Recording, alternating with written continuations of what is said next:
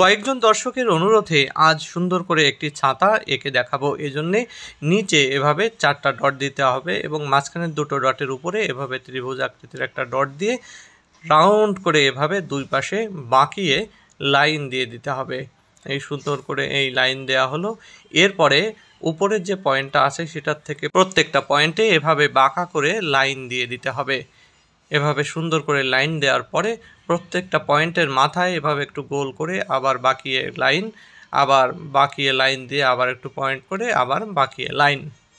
এরপরে ছাতার যে উপরের অংশ সেখানে এরকম একটু বাঁক দিয়ে দিতে হবে এবং নিচে দুটো লাইন লম্বা করে নামিয়ে সেখানে ছাতার বাঁট দিয়ে দিতে হবে। এভাবে ছাতার হাতল দিয়ে দিতে হবে এবং সুন্দর করে রং করতে হবে। আমি প্রত্যেকটা পার্টে আলাদা আলাদা রং দিচ্ছি। প্রথমে এই পার্টটায় সবুজ রং দিয়ে দিলাম।